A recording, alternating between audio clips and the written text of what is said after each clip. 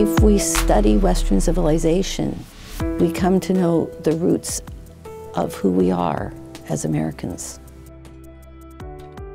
I believe that we are in a time for choosing, a critical moment in our nation's future. And I believe that the way we respond to that question, the things that we believe are worth dying for, will shape the type of world that our children live in. Who's teaching your kids at college? And what are they learning? Hello, it's Jack Hay again, president of Patrick Henry College, and we're here for the final question in our series, The Master and the Apprentice. Hope this series has been an encouragement to you. There are professors out there who believe what you believe, and there are students out there who are eagerly learning from them, preparing to take that learning into the world with confidence, humility, and excellence to lead our communities and our nation back to their founding principles. And one of the things I love about PHC is that these students that you're watching are exceptional, but they're not the exception at Patrick Henry College. So far in this series, I've asked our professor and students about moral courage and what it means to be an American. This week, I'm stepping back a little further by asking this: is Western civilization a concept even worth defending? Just 10 to 20 years ago, that would have been a ridiculous question. Now it's vital to who we are as a nation. Some colleges don't even teach Western civilization anymore. I've asked Dr. Roberta Baer, Associate Professor of Government at PHC, along with Simon Sefcik, a junior government major in the American Politics and Policy tract from Ferndale, Washington, to tackle this one. I hope their answers give you hope for our nation. It certainly did me. Why is Western civilization a concept worth defending? Well, we have these ideas that we talk about, like natural rights and liberties, liberty under law. All of these ideas, which we speak about all the time in our common discourse, have a root deep in Western civilization. Western civilization goes back 2,500 years. It is the merging of two different civilizations, the Hebrew, the biblical civilization, and also the Greco-Roman civilization. We call this, of course, the Judeo-Greco-Christian tradition. They all shape Christianity. Christ came into that world, of course. He came into the world where he was speaking to people out of the Greco-Roman tradition, and also people who, of course, his own people, the Jewish people. And so Christianity ends up becoming an expression of the interrelation of those two different civilizations. And that's what Western civilization is. It's the growing understanding of what Christ said, also in the context of what it is that those ancient civilizations had to offer. Now, all of these ideas come into the American founding. We would not have an American founding were there not for these ideas that come out of the West.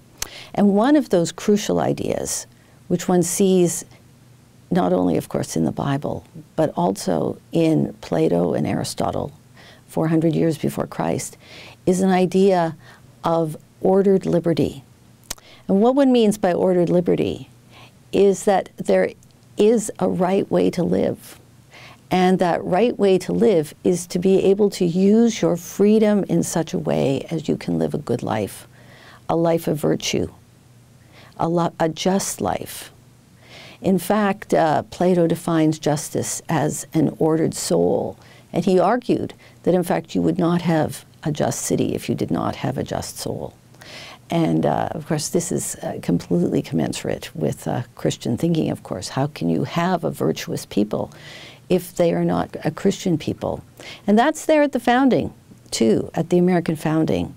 It was assumed that America would be a Christian country, because not only do you have this skeleton of laws, which are there in the American Constitution, but you also have a group of ideas which are not articulated in that Constitution, but which in fact are in the minds of the people who met together at the Constitutional Convention. And so if we study Western civilization, we come to know the roots of who we are as Americans.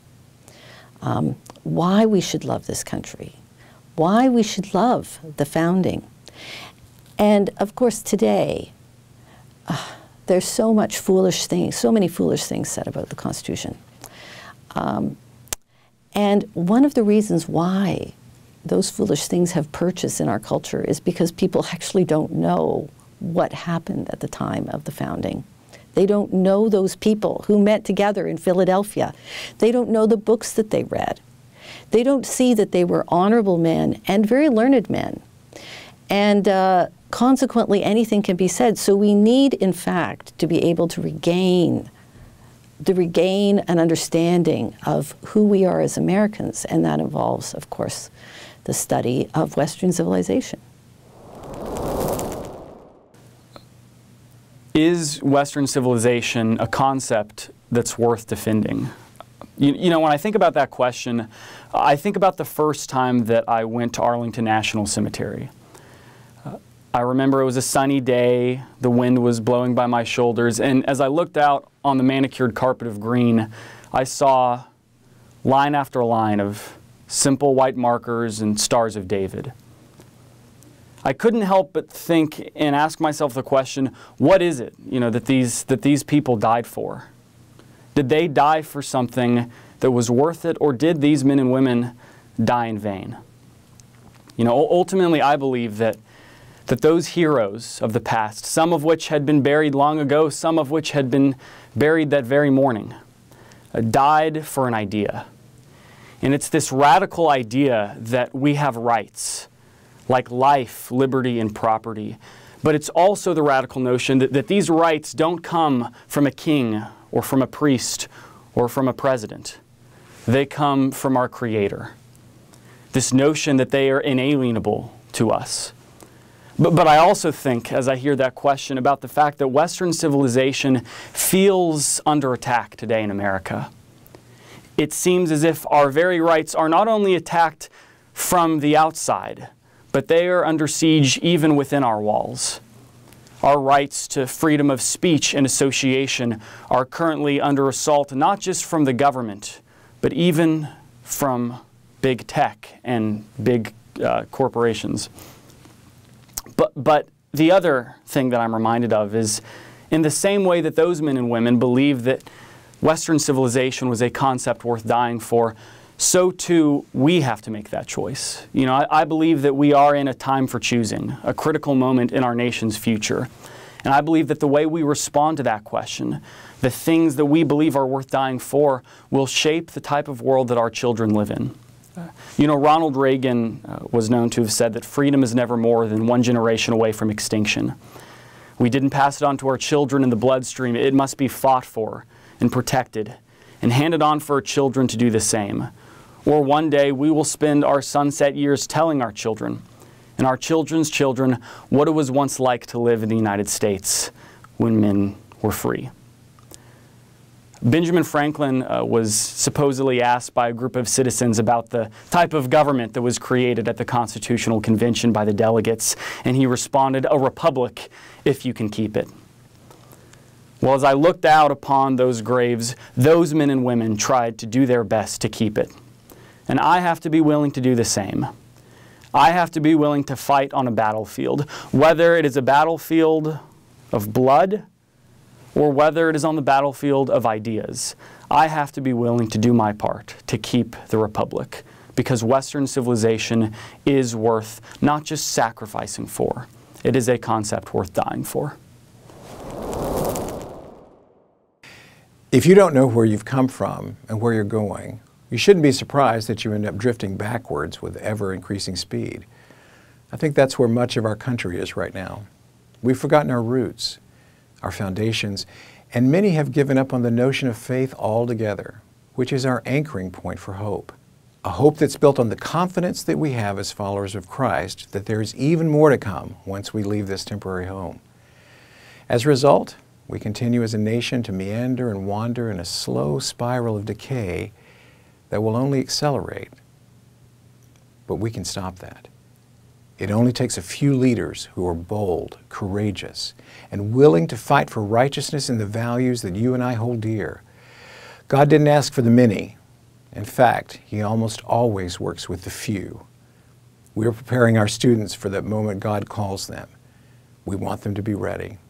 So there is hope, but not only in our students. Hope ultimately rests in our Lord and Savior Jesus Christ.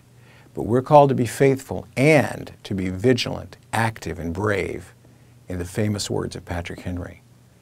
Please help us spread the news that all is not lost in higher education by sharing this series with your friends and family. May God richly bless you and your family. Thank you.